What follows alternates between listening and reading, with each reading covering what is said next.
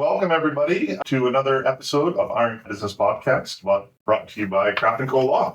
I'm Sean Kraft, and today we have Lowe and Kolesnik from Revival Athletic Therapy. Oh, I screwed it up already. What is it at Revival? Therapeutics and Performance. Therapeutics and Performance. Thank you. Local, actually one of the very few, if there's not very many athletic therapy places in Airdrie, but obviously they do magical things. Tell us about it today. So, first things first, welcome, Carly and Ali, and let's get started. Let's learn about you guys a little bit personally. Where are you from? Where'd you grow up? You know, what brought you to Airdrie, of course, because there's a lot of people who aren't from Airdrie. So let us know that story or where you guys are at. So go ahead. Yes, Carly, why don't we start with you? Carly, happy to be here. I grew up in Innisfil, small town just north of here. Grew up playing a lot of different sports, went to Edmonton for school, got into strength and conditioning, then athletic therapy. A lot of different injuries directed me towards more of the medical side. And then in athletic therapy school, I got to meet Lowe, and we started the seeds planning what our future could look like for business. That was the beginning of all the shenanigans and lots of growth together. What sports did you do? Mostly basketball. I played college for a few years. I also did a lot of track and field, badminton.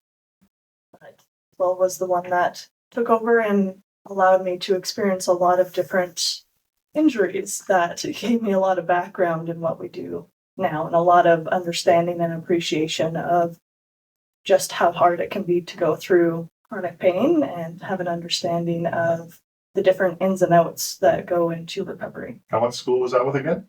I went to Innisfil for the beginning portion of schooling, and then Red Deer, and went to Red Deer College, and then University of Alberta. And where did you play basketball? You played college basketball? Yes, at Red Deer College. Nice. And did they have an athletic therapist on, I don't know, do they have them on staff, or do they have someone, part of the medical team that you would visit? Like, would that have been your first exposure to athletic therapy? Because honestly, I didn't even know athletic therapy was a thing until I met you guys. Yeah, a lot of people don't. Right.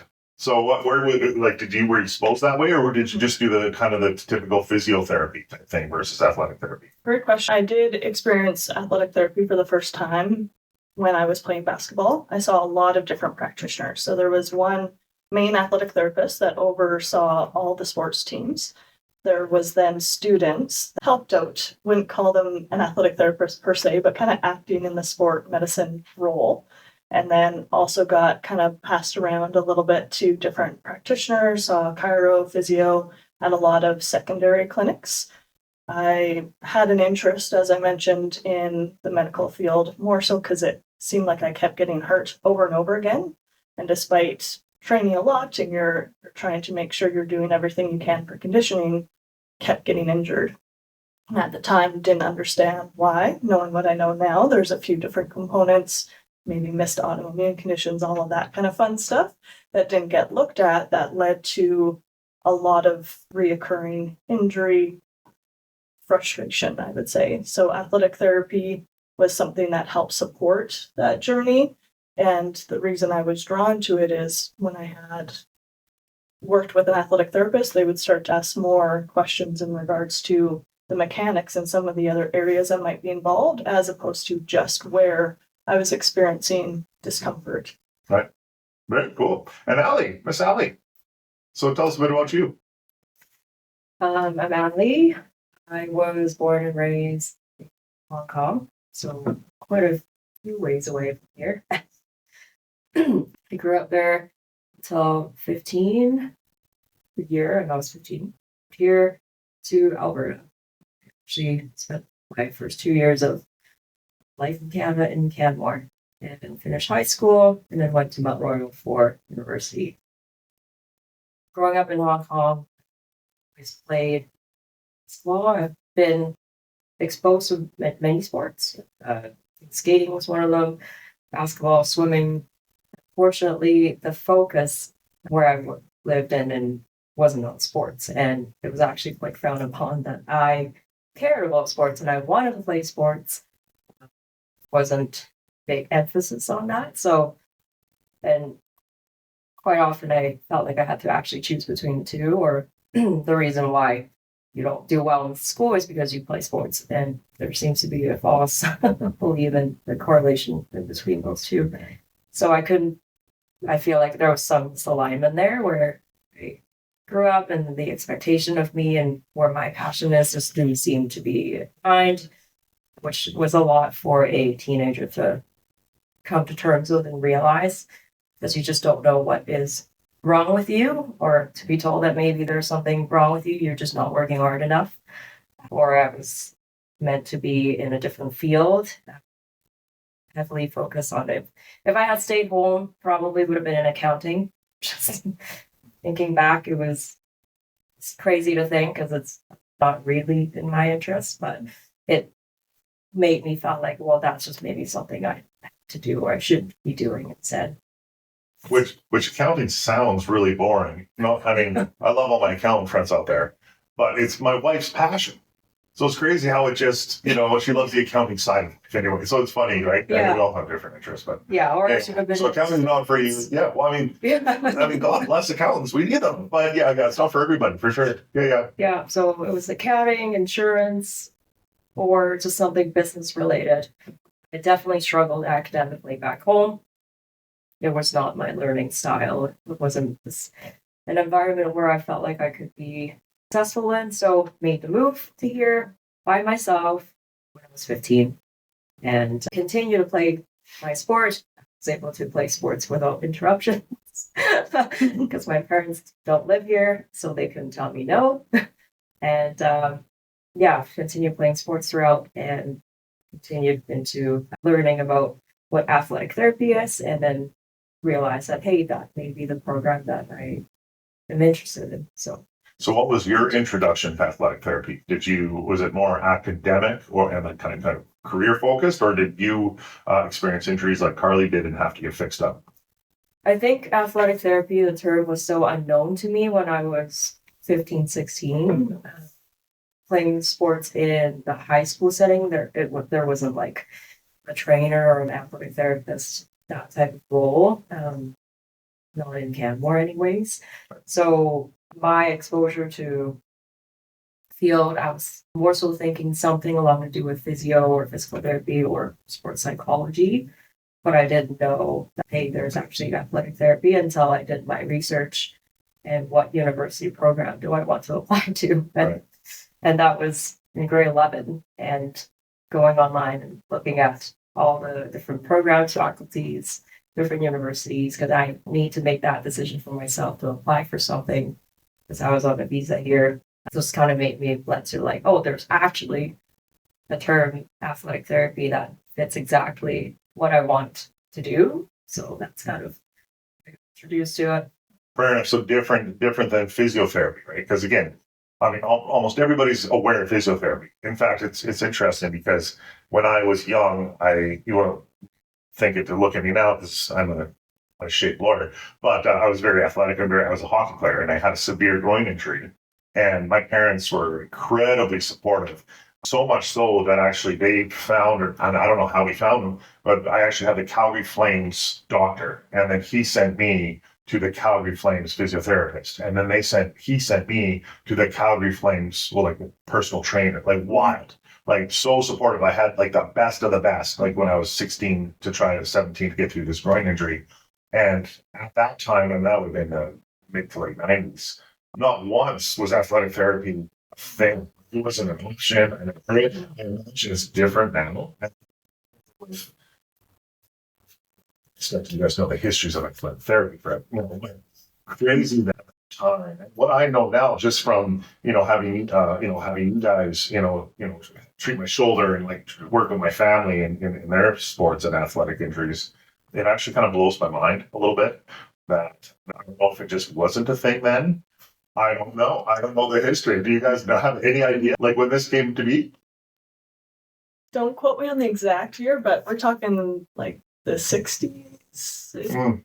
It's not necessarily a new profession, Right. just more recognized Right. and more standards around where an athletic therapist is expected to be. Like with sporting teams, there's a lot of high risk sports, I suppose we could say, collision sports, that it's in everyone's favor to have someone medically trained around, as opposed to potentially a student.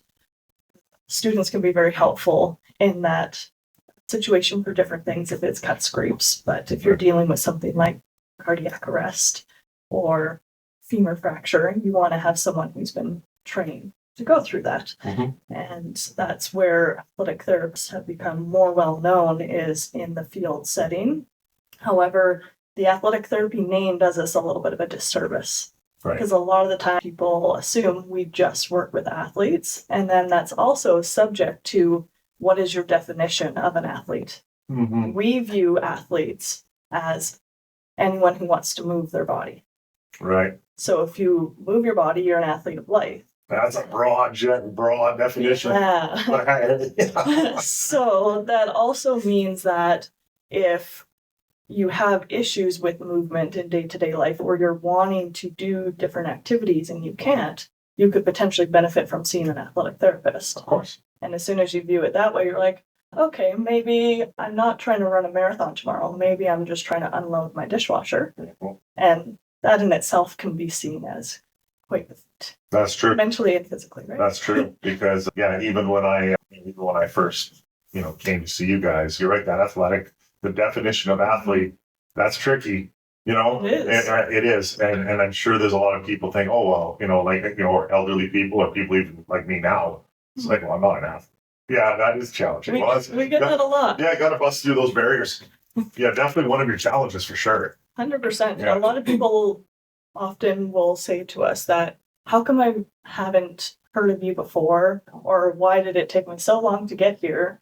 And the feedback we get is, oh, I wasn't an athlete. I didn't see myself as an athlete, so I didn't think I could see you. Right. And a lot of times they're frustrated in the sense that they're like, this has helped me so much when they've tried a lot of different things. And the athletic therapy term is what was the big deterrent initially. Very interesting. I actually had the last podcast I did was for Thomas O'Brien, Hungry Canadian, and he's a food delivery service, and he's competing with the big three: Skip, Uber Eats, all those things, and he has a different business model. But one thing that we talked about a little bit, one thing that he finds is actually public education, getting people to know. Training the public to change their perception is the hardest thing in business. I think how do you do it? It's a constant battle, right? So it's interesting that your guys' profession. I never really thought of it that way, but athletic therapy is going to, a lot of people are going to make assumptions and presumptions just to not show up, or not to make that call. Oh, that's for sports teams, which is totally not true. I mean, you guys help everybody. And in fact, I mean, you guys maybe have a number. I mean, probably a percentage of people who aren't like actual, young, quote unquote athletes as per the general definition. I mean, is that like a smaller fraction of the people you're helping, or is that how does that kind of break down? Well, in our day-to-day life and at Revival, certainly 95% of our clientele is general population. And it's our definition of, if you need to move, you're an athlete. Yeah. You're an athlete for life. And your own definition, and just kind of what you mentioned earlier, Sean, is the athletic therapy term may have this definition that has been set by people from the 60s, and maybe their understanding of it is the athletic therapists that are working with teams at sporting events, managing emergency situations, and just because that's the definition that has been set doesn't mean that we cannot be different. And I guess what we've evolved to in the clinical setting and helping general population is kind of what we're doing at Revival now. So to help people understand, because I'm sure there's people thinking, what is the difference? What is the difference between physiotherapy and athletic therapy? I that seems to me like kind of a the comparison that people would make. And I know what I tell people, at least, and I'm sure you guys are going to fill us in. is that when I had, like, I've been to both, of course, and like they're both are effective in different ways, right? But what I noticed when I had a groin injury, so to physiotherapy, it was they would it wasn't really hands on. It wasn't really hands-on treating per se as much. Now, again, I mean, every physiotherapist is different. I'm not saying, I'm certainly not talking negative about physiotherapy because it's brilliant as well. But it was more of like, how, what is, rather than treatment per se, it was more like stretching and exercises kind of thing. And doing that as opposed to treating, where when I had a shoulder injury and I came to see you guys, Ali specifically, it was an hour of treatment. Like you were like on the shoulder and the arm and the muscles around it and actually treating. And then you said, okay, here's stretching and exercise. So it was it seemed more involved, I would say. That was just from my own experience. So can you guys maybe kind of give examples of, I mean, I know you're not, you can't really speak too much to physiotherapy per se, but like, can you share some of the examples of maybe the differences, if that's fair? So I'll let Carly touch on that as well. I think part of what we like to have is to be movement and exercise based. So you mentioned that there has been the stretching and the exercise part, which is also part of our treatment plan or structure of the appointment. But a lot of it is finding out the root cause of your pain is going to be our number one priority. And we are very hands-on, and it's various different types and styles of manual therapy modality rather than modality. But majority of work is finding out the root cause of your pain. And the goal of the therapy is not just to get you out of pain, but it's to get you back into performing. And I think maybe the extra step that we like to take, the person that's just coming in with pain, but is to understanding your root cause and then treat the pain, but then also building you so that you're performing at the level that you were at, if not better than where you were. So, Physio and athletic therapists are both healthcare practitioners. And in the clinic setting, they can treat a lot of the same injuries or aches and pains. Sciatica, back pain, headaches, migraine, knee injuries, you name it. The approach often can be different in the sense that athletic therapists, they will look at the area that you're having the symptom or the injury, but more often than not, they're going to look at the body as a whole and figure out, like Ali said, the root cause. And that may also be looking at other aspects of life. At Revival, we look at how is your sleep, how's your nutrition, are there other factors like inflammation contributing, how's your nervous system, mindset, because a lot of those factors impact how fast you heal. A lot of people don't know that you actually heal significantly faster when you're in more of a rest and digest state. Who is high stress and go all the time? Most people, at some point at least. So with athletic therapy, we're looking at more aspects of health. And again, like you said, it can be different depending on each type of professional and each discipline. As a whole, though, athletic therapists tend to use movement strategically, finding how different mechanics might play a part, and then also trying to push you in a sense that it's not just, okay, I can get out of bed and it's maybe 3 out of 10, not too bad. And I just try and go about my day. Maybe I'm like, you know what, I want to be more active. My friends are playing pickleball now. I want to join in, those kind of things. So it's meeting people where they're at and then figuring out what does better look like. What is your definition of health and what does healthy look like for you now and what does it look like for you in the future?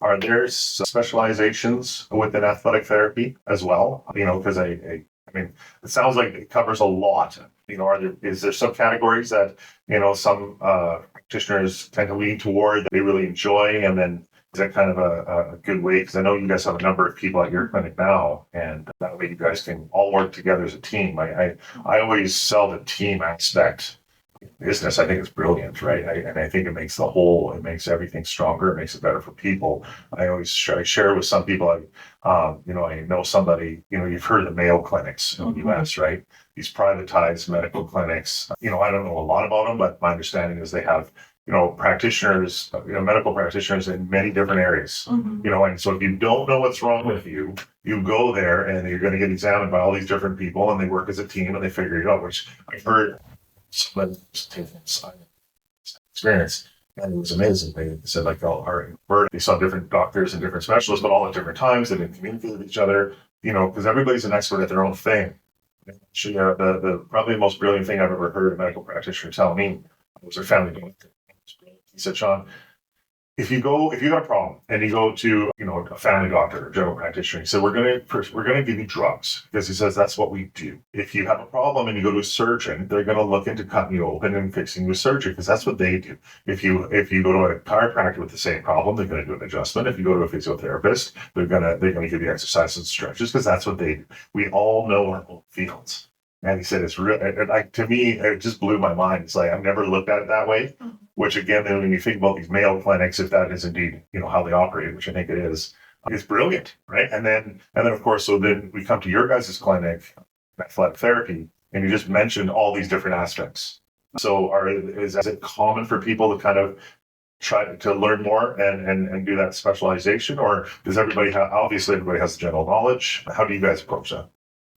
We love the focus around team and working together. I'll touch on a few things and I'll let Ali add to it as well. Everyone has kind of a basic competency in terms of the fundamentals of athletic therapy. From there, you get to choose which directions you want to go in terms of specialization. And Revival, we lean on each other's strengths and figuring out what are the type of clientele that you do best with or want to work with, and therapists go on to take continuing education courses. So it can vary in terms of some therapists wanting to work more with high-level athletes and more specialization on creating the perfect training plans of strength and conditioning and all of that, and then potentially connecting with others in our referral network to help with transitioning to a more active lifestyle. Mm-hmm. There's others, like myself, that go on to take courses more around neurology or autoimmune, more so from my connection and background there. So we might look more at things like the lymphatic system and how we have more lymph in our body than we do blood. And yet, a lot of the times, people assume things like brain fog is just a part of aging. That's actually something that athletic therapy can help with when you're trained in those different techniques. We have others that are more focused around women's health, or looking at more of establishing new goals towards exercise. So, like you said, it's relying as a team as opposed to one person being the master of everything. Having a strong referral network as well, knowing that, hey, we need these key pieces. How do we create a detailed plan where someone could be successful, especially when there's so many factors? With a lot of information being out there, people get overwhelmed. You can Google or look up things on AI and get inundated with information, and it can be overwhelming where people just end up doing nothing. So a lot of the times we end up acting as a guide of going, hey, I get it. It's frustrating. It's very overwhelming. We're going to try and filter out a lot of that noise and direct you of what's going to be the most impactful right now. What you need now is likely very different than what you're going to need in the future. And that's often why people will respond really well to one technique at certain times and not so great to a technique later on. They can have it where, hey, I had, let's say, a massage or any kind of treatment a few weeks ago, and they're like, oh, it was amazing. And then they have the exact same technique a month from now, and they flare from it. And they're like, well, why? Our goal is to help people understand their bodies and what is contributing to that type of reaction. With that, we need to work together as a team and not expect to be the expert in everything. Mm-hmm. My long, convoluted answer. Oh, that's great.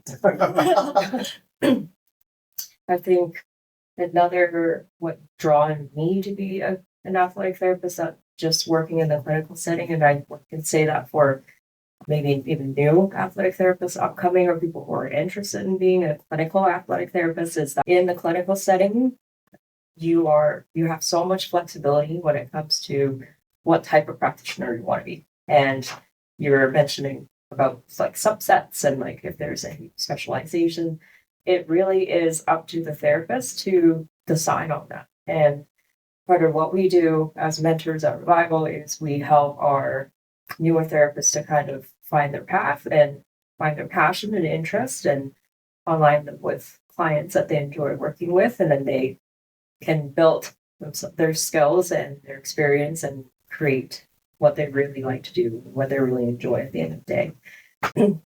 Because there's so much creativity and flexibility in where you want to focus on, we can really rely on each other's strength and where passion is and create the best plan that is most comprehensive for the client and then be able to support them at every step of their recovery journey.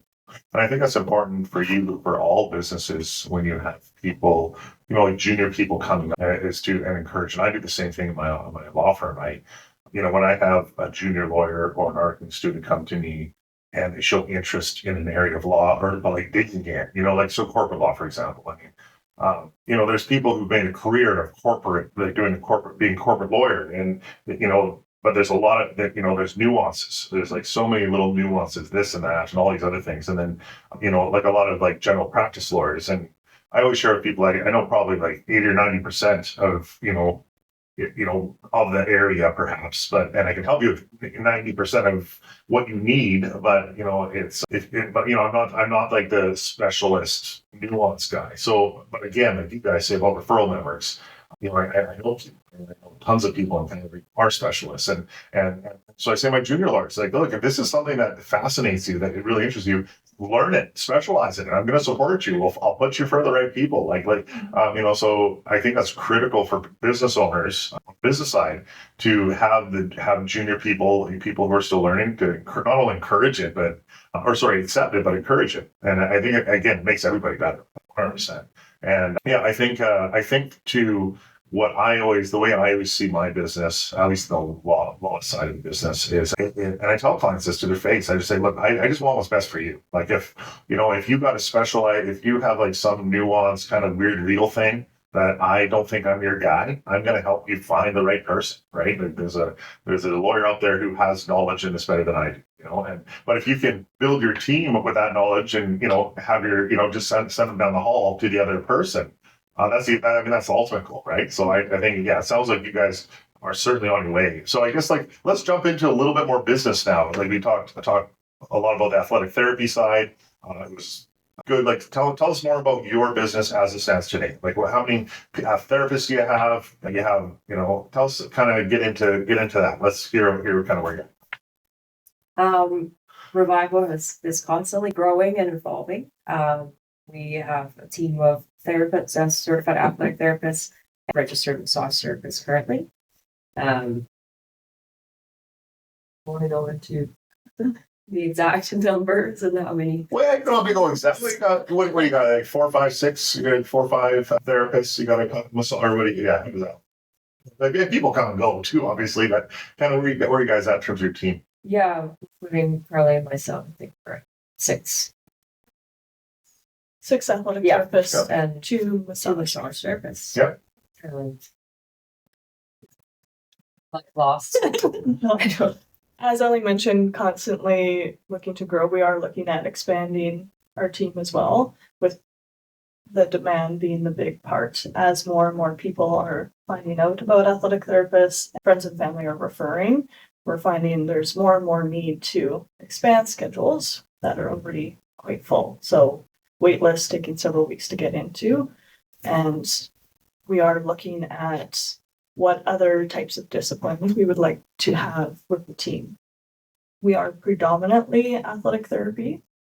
Our massage therapists are more therapeutic massage therapists. So if you're expecting spa day massage, we'll connect you with our referral network. Mm-hmm. We're definitely more targeted around understanding why people are having the symptoms, and a lot of our practitioners prioritize more of the therapeutic base. There's a time and a place. You need the relaxation and do that, but yeah, each has their own specialty.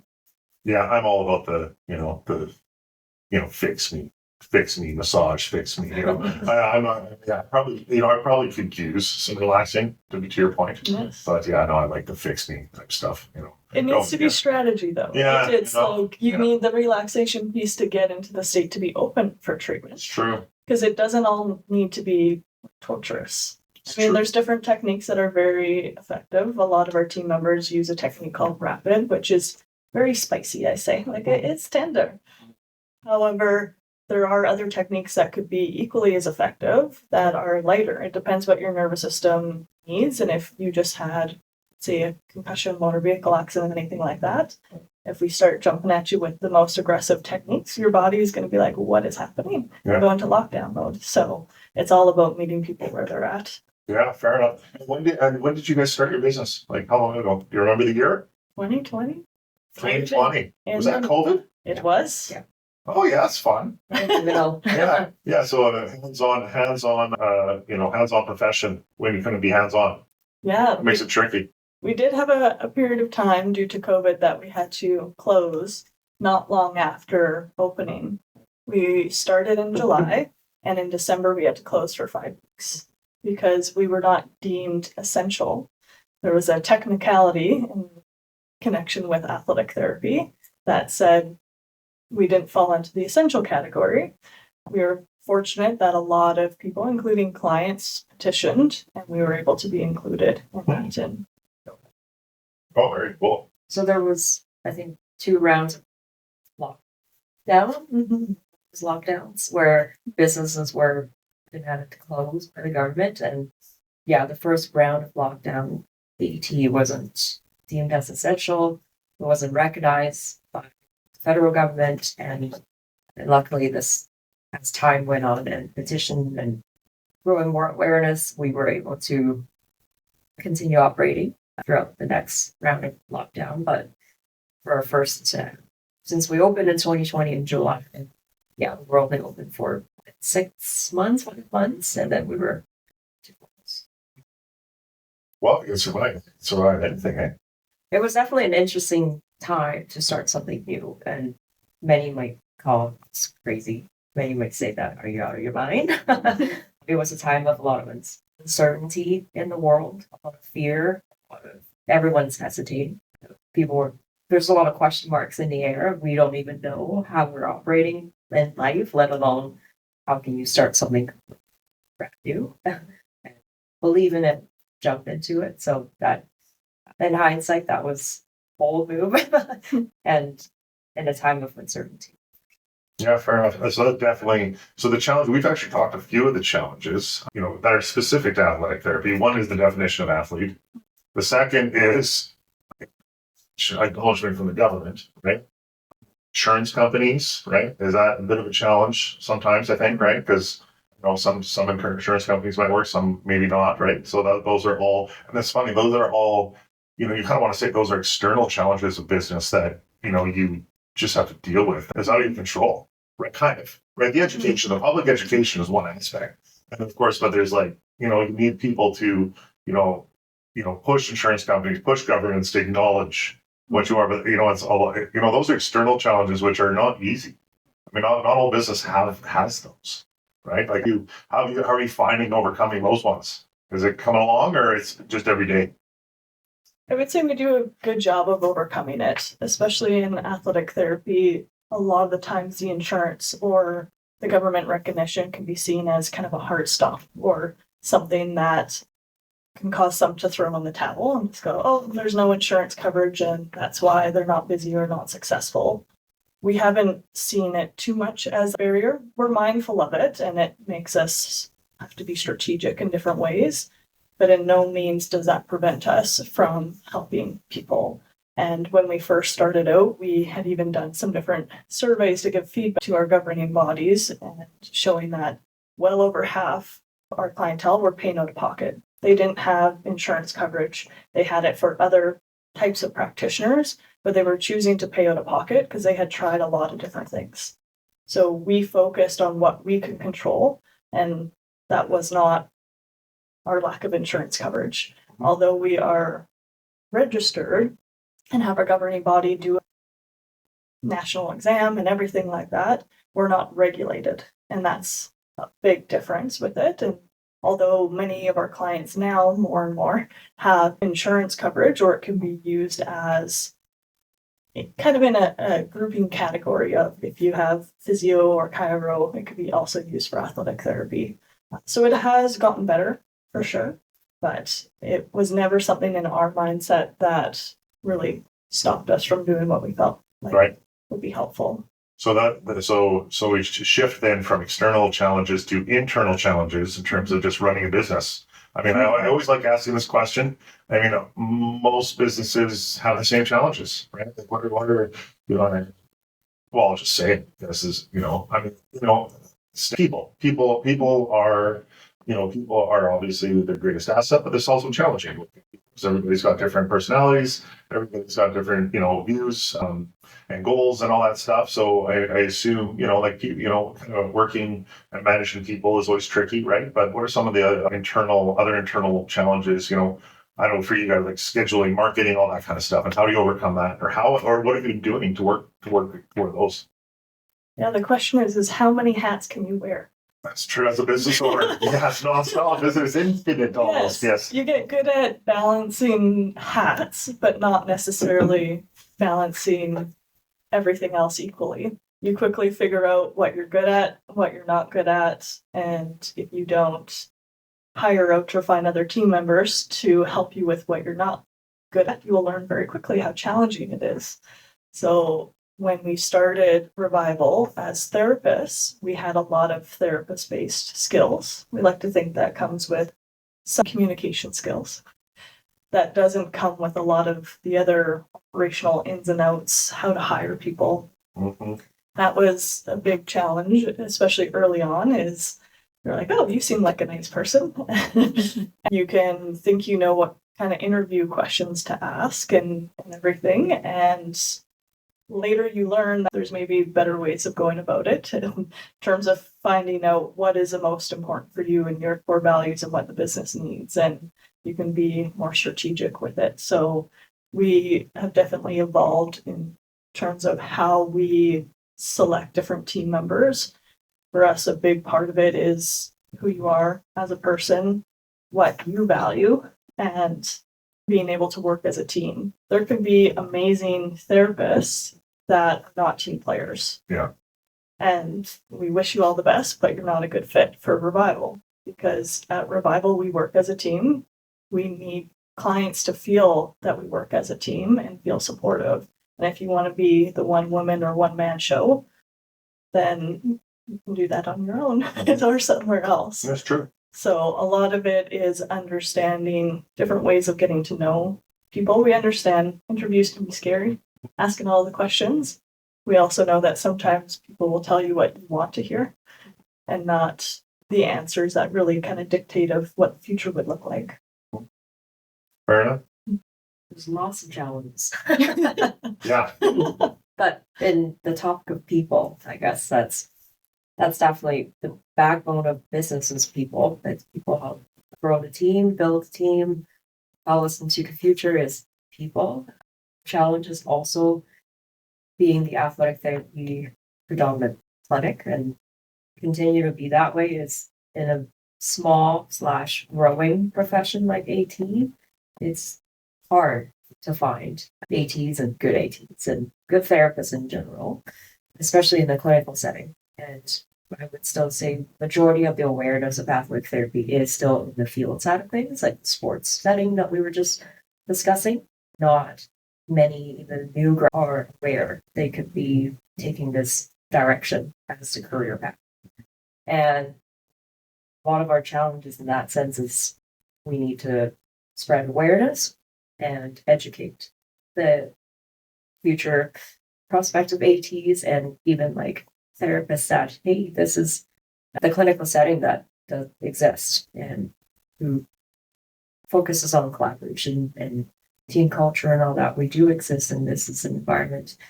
And this may be a foreign concept to a lot of people. So attracting the right people and talents and in an already small Right. group, it's quite challenging. Yeah. I would find like in Airdrie in particular, because I mean Airdrie's pretty, in the city of 90-ish thousand people. I love this city. We've been here a long time. Just tell everybody I don't know if I could actually. I didn't ever think I could love a place as much as I love this town. Like it's just I love Airdrie. But the challenges are, of course, especially when you're trying to attract people, is from a legal profession or legal perspective, like a lot of people think Calgary is where it's at. The professions like, oh, it's got to be Calgary.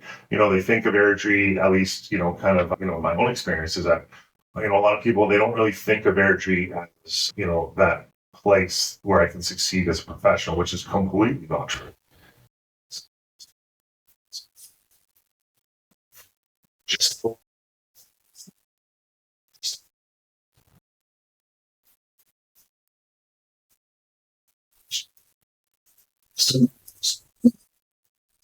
But do you guys find that when you're hiring people, or does that not come up for you as much?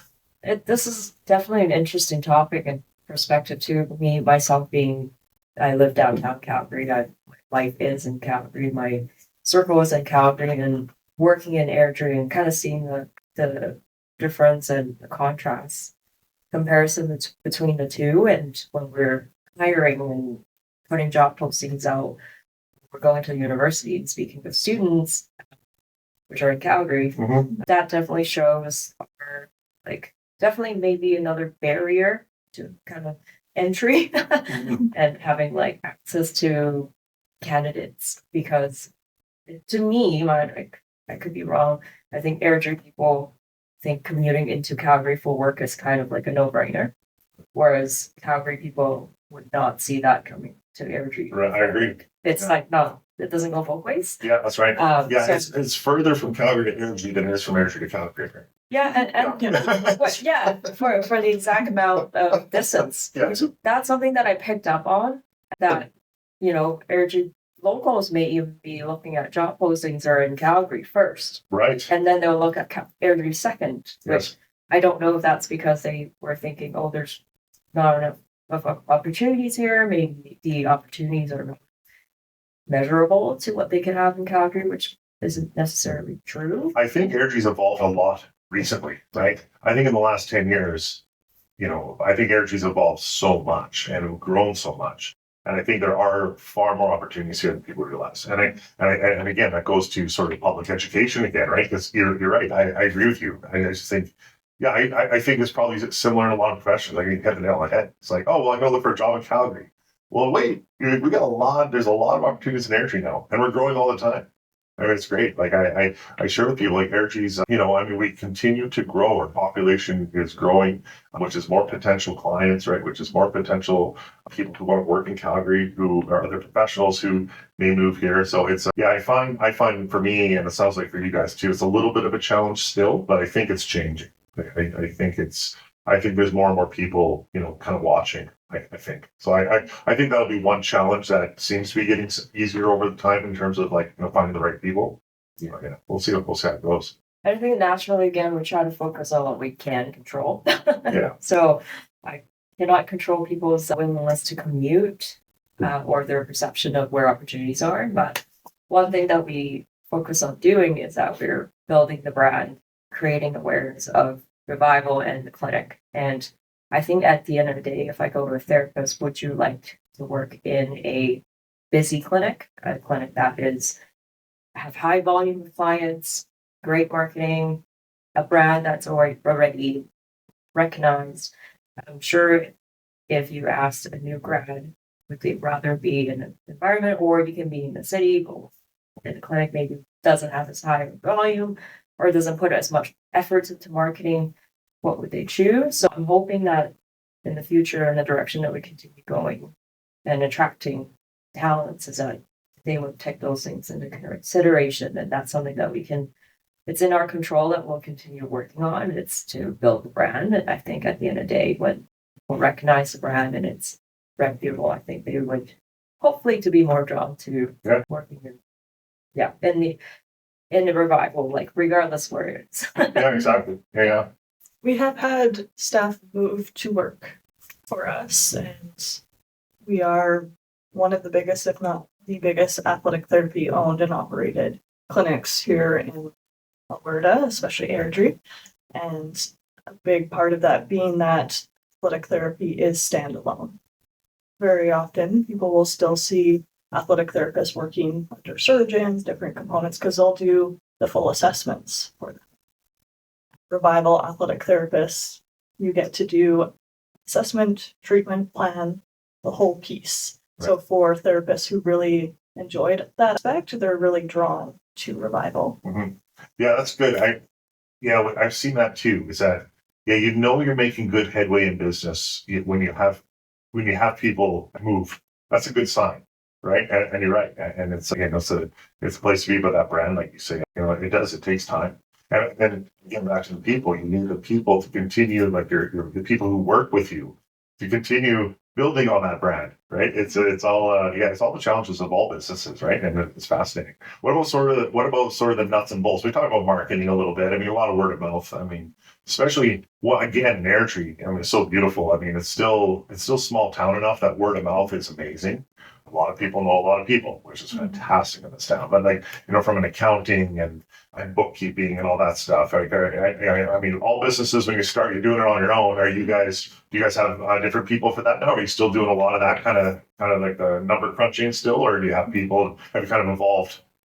We're continuing to evolve, and we'll do it more and more. At the beginning, we wore all the hats, and a lot of our marketing was just word of mouth. And for the first several years, we didn't do any paid ads or anything like that. It was all from other clients recommending someone. And for the longest time, that did very, very well. And it still does very well with that aspect. But as we began to build more and more of the team, we realized that we needed to diversify what marketing looked like and trying to bring on different avenues of support. I mean, when we first started out, you would see us in different videos on Instagram and going through all the ick of what it is to learn how to do social media. Mm-hmm. And from there, looking at what are different ways that we can get some other expertise. So we do have more support for marketing now and an accountant. That is, I would like to say, a non-negotiable when you have... Yeah. Unless you're really good at accounting. Channel your inner accountant. Yeah, fair enough. What you were maybe going to be one day that you didn't want to be. Because that was you. I'm relieved that I didn't go down that path. Back to the accounting for a little bit. The reason why I thought I had to be an accountant was that out of all the classes in school, that and biology was the two, and gym was the three subjects that I was doing okay in, and the rest were not good. So I just thought, I was like, oh, this is something that I don't suck in, so maybe I can choose that. I mean, I think some of that mindset, skills, and maybe accounting values that maybe I have inside me deeply somewhere that is translating and carrying me through this life. So I appreciate that. I certainly thought I was going to have a career in gym. That was my best class by far.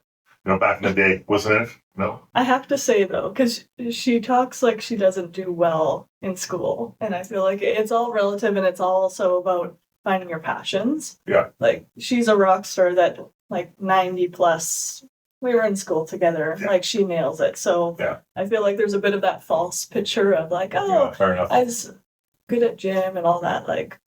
She crushes it with that, and she learns things very fast. Yeah, different expectations from different, it depends on your expectations, I guess, right? And also what you're drawn to. I would like to argue that the fact that you're more interested in the health or athletic therapy realm, you are more likely to retain the information. And that's a big thing, even when talking about business and starting a business, is a lot of the times people will see it as, oh, you get to make all this money and all this freedom and all of the things.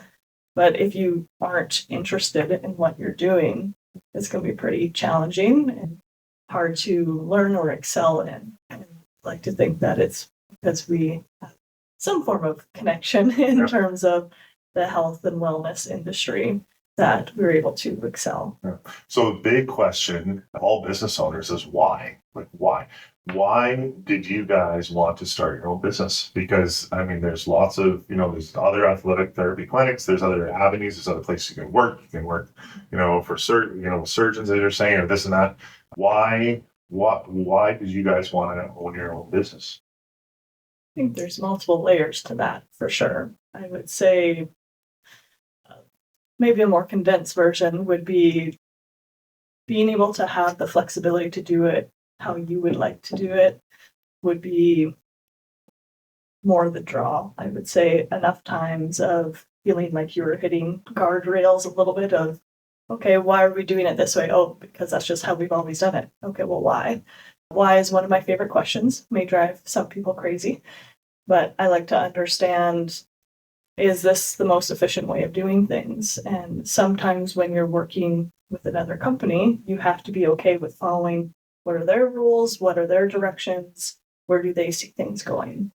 And we envisioned being able to help people in a larger scale, especially my draw was helping people who are frustrated with the healthcare system or frustrated with their health and feeling like they wanted to understand their bodies better and feel like they had support and not feel like it was just a conveyor belt of like, okay, you come in, we hook you up to a machine and I'll see you in 5 minutes, or go do your exercises in the corner.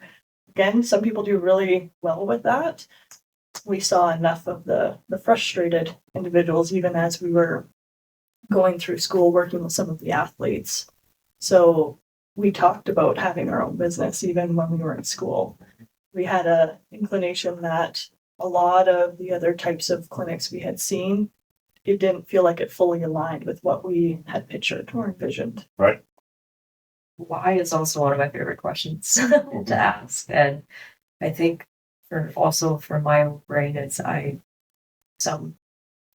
creativity.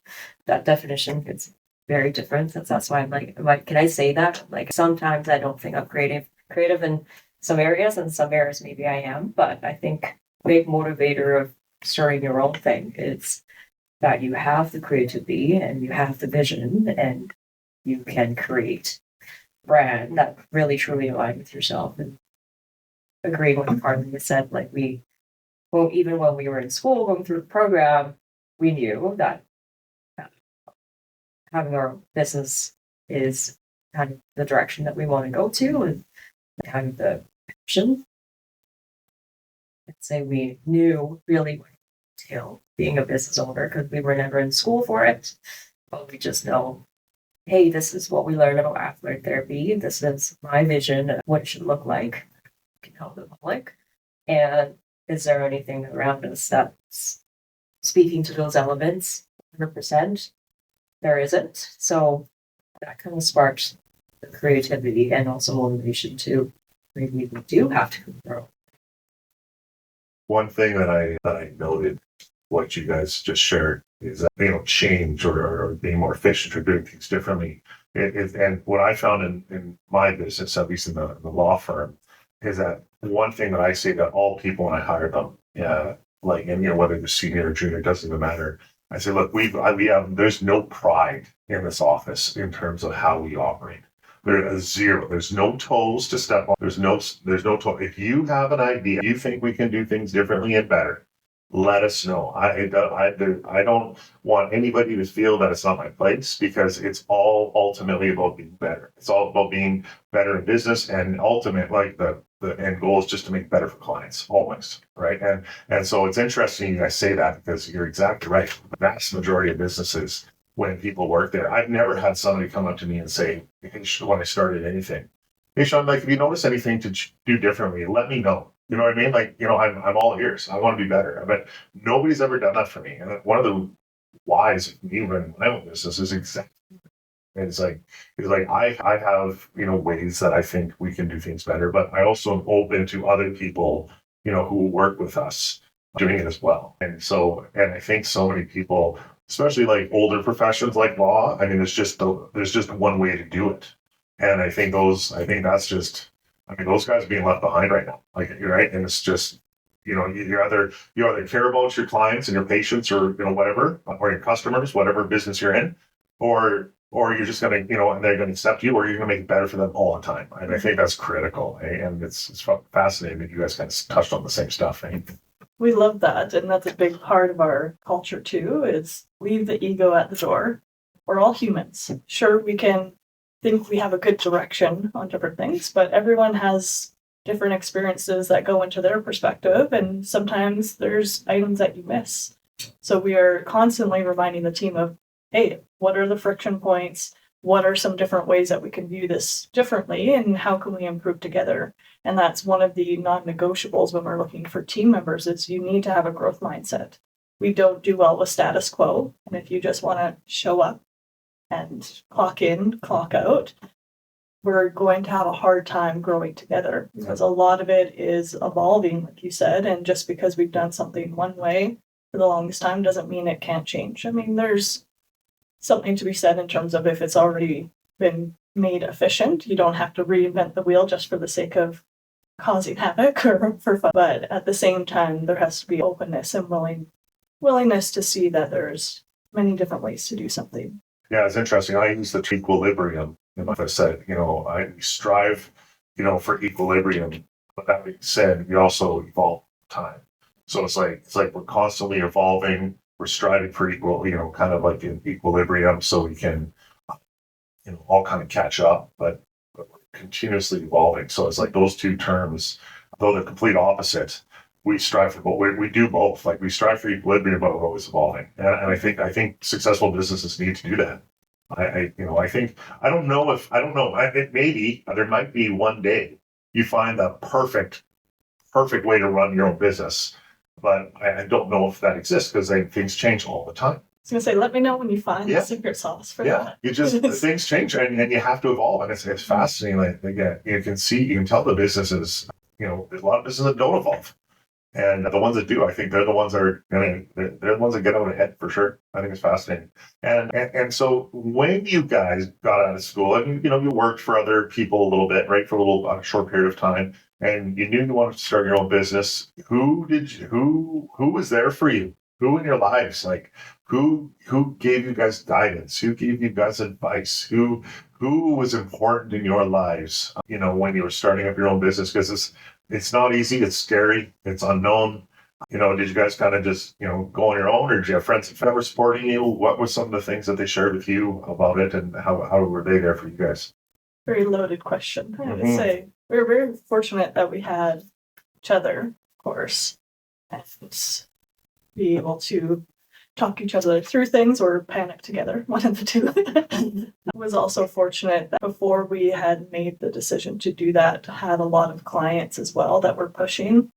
I'm like, why haven't you started it? Like, it's time. And after hearing that for a while, it starts to kind of wear on, like, okay, yes, soon.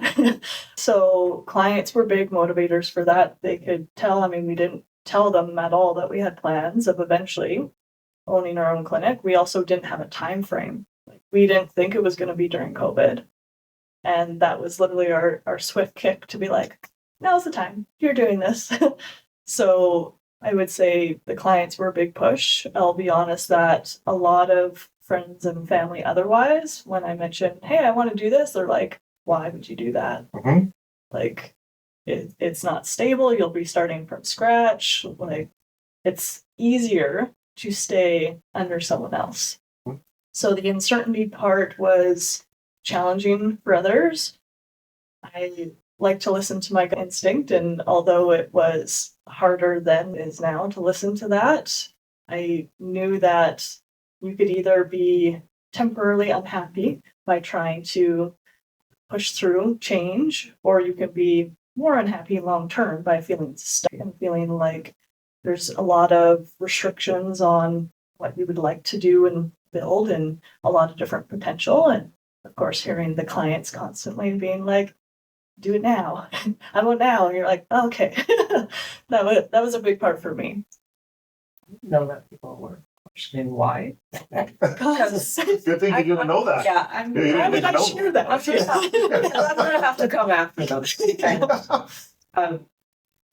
First and foremost, definitely having each other. I think that was like my first answer from my head though when I heard your question too. It's like having someone that you went through school with, you struggled together, you succeeded together too, and kind of weather all the challenges together throughout, having someone that's, totally understanding, in the same boat, relatable, that's definitely helpful, and kind of we motivate and push each other to make us take the risks. For me, also coming from,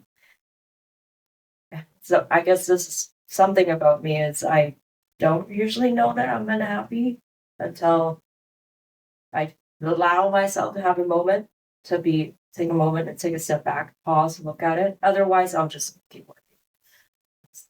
Things are fine, and things can stay fine.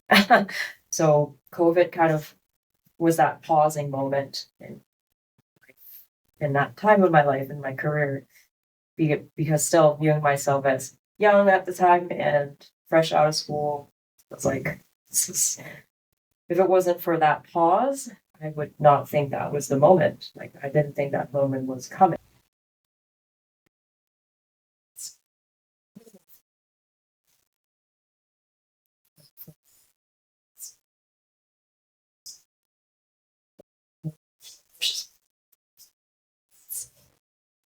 As long as I was sort of someone, she was already like, why are you doing this? You should have just done your own thing to begin with.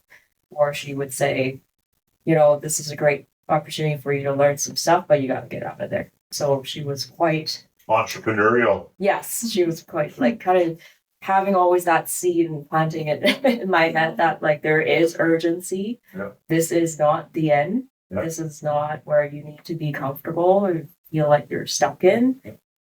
She kind of put that mindset in my head, which I find sometimes it could be very pressuring because I'm like, I don't have the answer for you. I don't think this is the moment. I'm not ready, or doing fine. I'm doing okay. Steady clientele. I feel like I'm, paper. I feel like I was exactly where I was supposed to be at. I didn't look too far ahead because I probably was scared too. But she was very supportive. So, which was kind of shocking to me, and in a moment when it actually came about was pause happened, and then we were chatting, and we were like, "This may be the swift kick. Like this might be now," kind of thing. And then I remember calling her and explaining everything to my best ability, and basically saying, "Okay, so this is what's happening. We're all shutting down. Not getting paid. Yeah. Not going to work. But we're thinking of starting this thing, and I have some savings." Well, but kind of where things are at. I don't know how much is going to cost to start a business. Like, I didn't know. I don't know if you knew. I didn't know how much is required of me. I don't know how many months of financial instability that I need to go through. I don't know how long COVID was going to last. So there was a lot of things that I didn't know. But I guess my mom was just the one that was just like, that's fine. You got to do what you got to do now. And she just kind of acted as that support, that she just made sure that, you're not going to starve. Yeah. And I also, since I graduated, because my parents already done so much for me, I didn't feel like, I'm in a place to ask them for more help or support. I just wanted to let her know what's happening. There might be a chance that, I don't know. Yeah. But she believed in me before I believed in me. So thankful for that. And that's kind of that and reassurance that I have. It's like, okay, I guess I'll do this. But she made sure that she was like, when you're doing this, you're 100%. Yep. There's no going back. And you have to believe in yourself, and I think she'll believe in people before it. So. Yeah, that's awesome. Similar, actually, the fact that you guys mentioned that clients were suggesting that as well. And then, of course, people believing in you before you believed in yourself. So, like, for me, it was Cheryl. And it was like 7-8 years ago when we became partners in Airdrie. Airdrie. Cheryl's like, "What are you doing?" She's like, "What are you doing? Just start your own business." Like, no, go. Start your own. I'm not ready. And then I had clients also saying, Sean, what are you doing? Like, you should be on your own. Like, you're going to be far more successful on your own than you are with, your current situation. I'm like, oh, it's nice of you to say, so there's that fear, and then there was the unknown, and there's the comfort. I think comfort. I tell my kids all the time, and I see it. I love this. I'm always like watching and learning about different like situations. I think comfort is one of the, complacency is one of the biggest thieves of people starting a business. And, this is like, you're doing well, you have your own clients, you're making money, you're paying your bills. And then you got to jump into the unknown, and that is really crazy. And then to have people who are saying, you're going to do it, just do it. You need that. I needed that push. If then to have clients on top of it, like that's exactly, that's the recipe, isn't it? At least in the service business, like you guys and myself, right? Just to have clients say, no, you can do this better on your own. We are going to figure.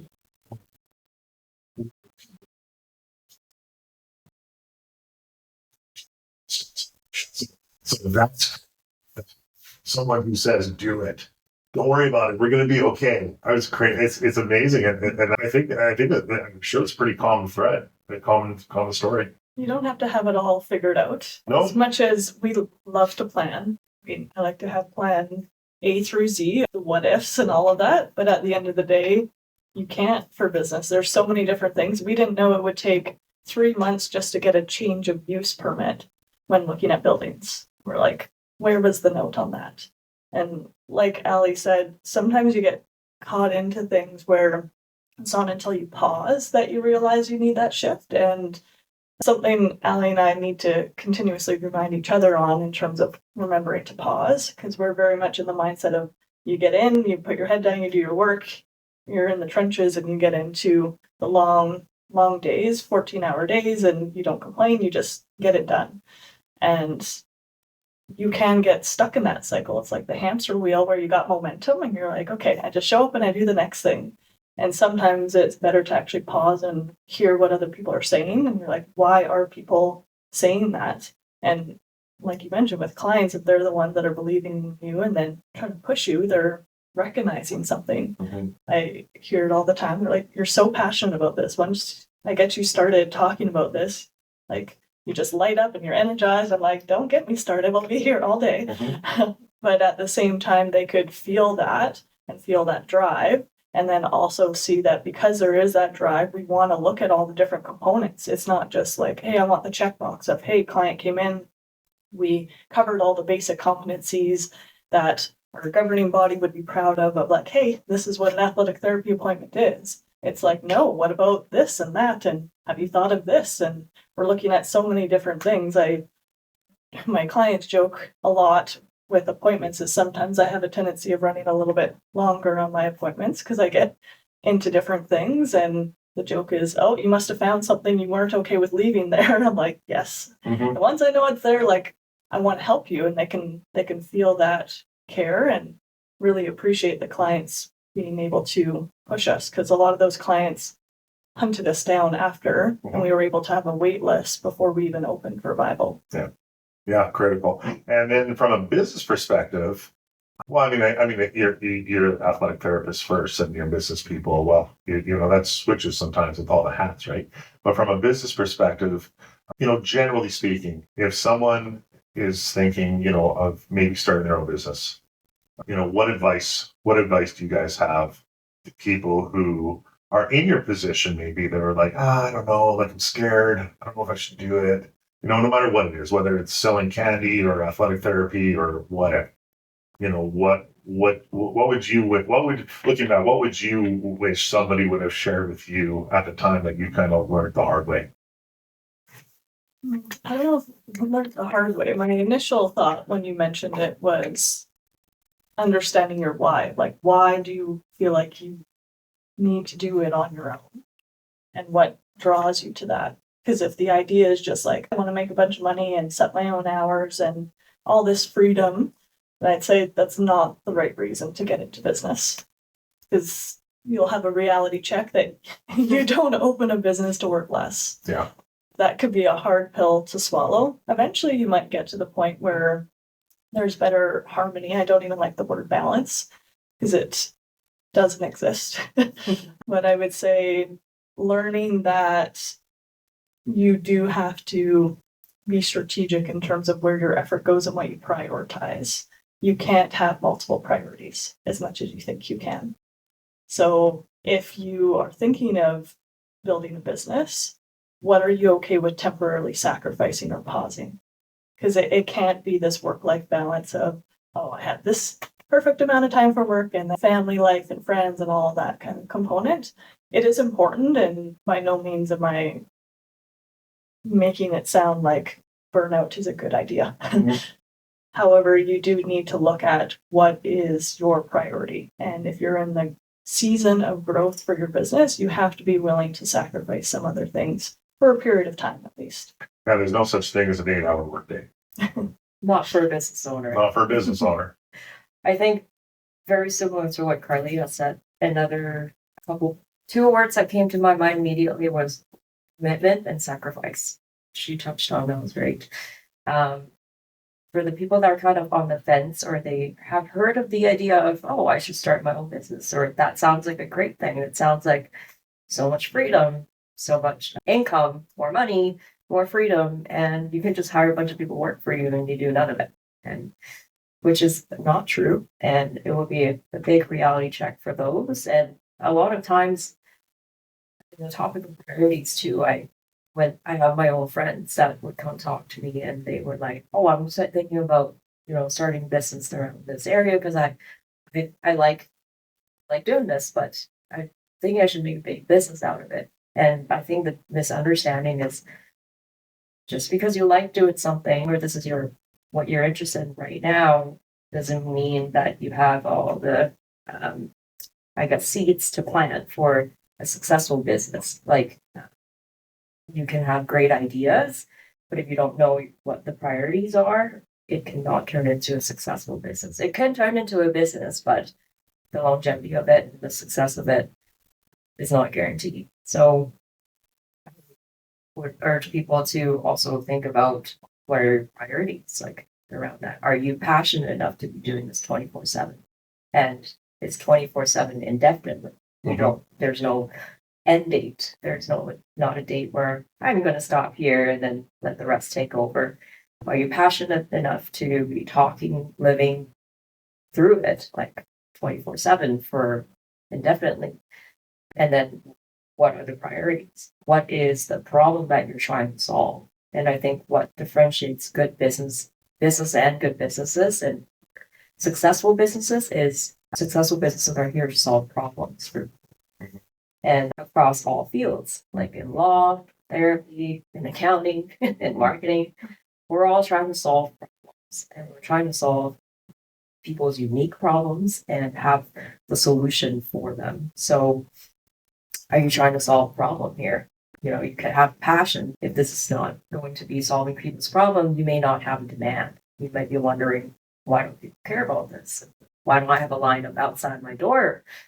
Why is marketing so hard? So all those things come into play, and then also the sacrifices. And you need to be ready and be okay with giving up your time, giving up your free time, giving up your freedom. I'm looking at my own life right now and I joke about it because it's true. You have social, you have personal, you have work. How do I balance all of them? Don't. And it's all about what are you okay with giving up? You can't just think that, well, it would be great if I'm just 30% in these three areas equally, then life's good. I still see my friends, I still get to spend time in the gym, and I need to put in 14 hours at my work. That's not the reality. And I'm looking at my clock. It's 24 hours a day. What do I spend majority of my time doing? And what else is the amount of time that I have left? And it could be 2-3 hours. Just taking care of my basic needs. And I don't really have any other room for anything much else. So learning that you need to sacrifice and be ready for that, I think that's a big one that people tend to overlook when starting a business. Not understanding the most important component is being ready to some sacrifices. Yeah. There's no walking out the door at the end of the day when you're on a business, right? Like I tell clients,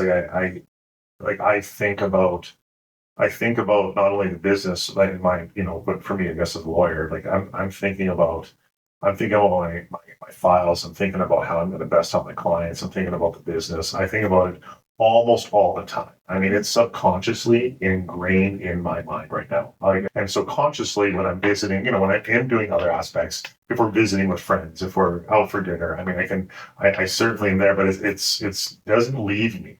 Right. And I think that's probably pretty common for all business owners. It doesn't, it becomes a part of your life. Where it gets probably dangerous when it becomes your whole life, but it'll always be a part of your life all the time.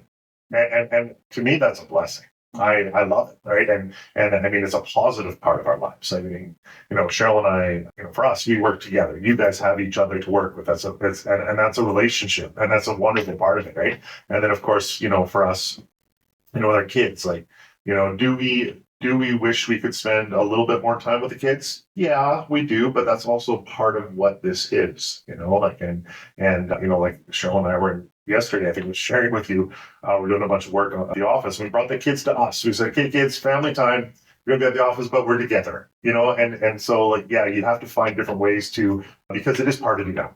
It is. And it kind of needs to be, and it's also a blessing that it is. Because if it's not, I think if owning your own business becomes a burden, I think that's when you should probably think about something else, right? Because it's just not the reality of it, right? So, no, very good, you guys. Thank you very much. Where can we find you? Websites, phone numbers, address? You're here in Airdrie. Where can people find you? And who don't already know?